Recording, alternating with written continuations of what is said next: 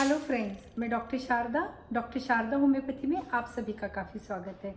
Friends, आज हम बात करेंगे एलर्जिक स्नीजिंग की। छींके, यह प्रॉब्लम बहुत बढ़ रही है। इसके क्या क्या कारण हैं और इसको होम्योपैथी में बेस्ट मेडिसिन कौन से अवेलेबल है, तो यह वीडियो आप अंत तक देखिएगा। हो सकता है आपकी भी छींके की प्रॉब्लम हमेशा के लिए सॉल्व हो जाए। तो फ्रेंड्स, छींके यह बहुत आम बात हो गई है आजकल। Because of the allergic reactions हमारे शरीर की इम्यूनिटी भी लो होती है आजकल। खाने पीने में भी जो चीज़ें आती है, केमिकल्स एडेड होते हैं, उसके वजह से भी एलर्जिक रिएक्शंस तो वह बढ़ रही है। हमारे खान पान में भी, दूध भी, जो भी कुछ आजकल हम खा रहे हैं, इवन एटमॉस्फेयर में भी जो भी कुछ पोल्यूशन है, तो उसकी वजह से एलर्जिक प्रॉब्लम्स बहुत ज़्यादा बढ़ रही है। और यहाँ बच्चों में भी कॉमन है, बड़ों में भी कॉमन है। बहुत सारे लोग मैं देखती हूँ कि इसके लिए एंटी एलर्जिक मेडिसिन या सिट्राजीन वगैरह ऐसी दवाइयाँ लेते, काफ़ी दिनों तक लेते हैं, सालों तक लेते हैं, लेकिन उसके बहुत ज़्यादा साइड इफ़ेक्ट्स होते हैं और यह प्रॉब्लम पूरी तरह जाती नहीं है और ज़्यादा स्टबन और पुरानी हो जाती है। उसके बाद में काफ़ी बार यह छींकों की प्रॉब्लम चेस्ट के अंदर जाकर अस्थमा की प्रॉब्लम बन जाती है और फिर उसको अस्थमा की मेडिसिन और स्टीरॉइड्स ऐसी दवाइयाँ खानी पड़ती हैं।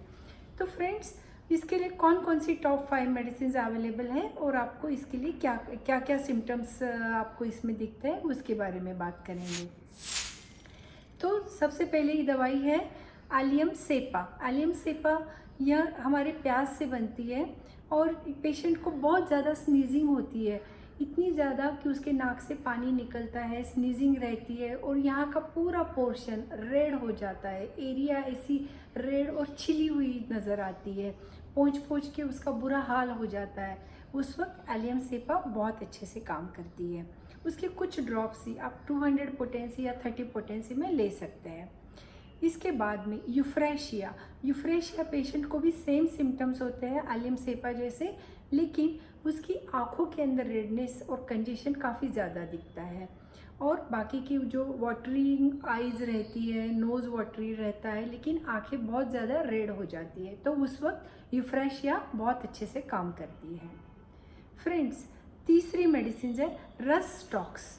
यह मेडिसिन यूजुअली बारिश के दिनों में दी जाती है। तो इस वक्त जब भी पेशेंट का एक्सपोजर हो जाता है ऐसे एटमॉस्फेयर में, वह छींकने लगता है, तो रसटॉक्स बहुत अच्छे से काम करती है। फ्रेंड्स, चौथी मेडिसिन है सोराइनम। बहुत बार लोग अपने एलर्जिक प्रॉब्लम को लेकर बहुत परेशान रहते हैं, सालों से वह प्रॉब्लम उसकी चल रही होती है और उसको काफ़ी ठंड लगती है। हमेशा आप देखोगे कि वह जैकेट या शॉल लेकर पेशेंट बैठा रहेगा, थोड़ा भी फ़ैन लगे तो उसको छींके चालू हो जाती है। उस वक्त सोराइनम बहुत अच्छे से काम करती है। एक और मेडिसिन है डलका मारा मेडिसिन। जब भी मैं देखती हूँ कि पेशेंट को कुछ डैम्प एटमॉस्फियर या जैसे ही बारिश शुरू हो जाए या कहीं पर वो बाहर गया, तो उसके बाद में उसकी जो छींकें होती है उसके साथ में उसको कुछ स्किन में एलर्जिक रिएक्शंस भी आ जाती है, कहीं ना कहीं रेडनेस या इचिंग चालू हो जाती है। तो जब यह दोनों प्रॉब्लम साथ में है तो डलका मारा बहुत अच्छे से काम करती है।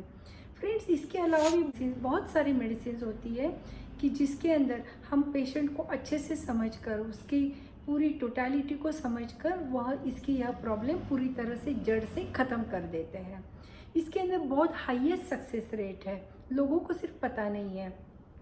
तो आपकी जो भी एलर्जिक प्रॉब्लम है, आइदर आपकी एलर्जिक सर्दी हो, खांसी हो, अस्थमेटिक की प्रॉब्लम हो, होम्योपैथी से पूर्णतः क्यूरेबल है। तो प्लीज़ आप जल्द से जल्द किसी भी होम्योपैथ को कांटेक्ट करिए या हमें लिखिए। आपको जो भी हेल्प चाहिए तो डॉक्टर शारदा होम्योपैथी पर आप हमें लिखिए, हमारा नंबर दिया हुआ है। आप स्वस्थ रहिए। आपको वीडियो अच्छा लगा तो ज़्यादा से ज़्यादा इसको लाइक करिए, शेयर करिए, ताकि होम्योपैथी का नॉलेज सब दूर फैलते जाए और लोगों को ज़्यादा से ज़्यादा इसका लाभ मिले। Thank you friends, thank you so much.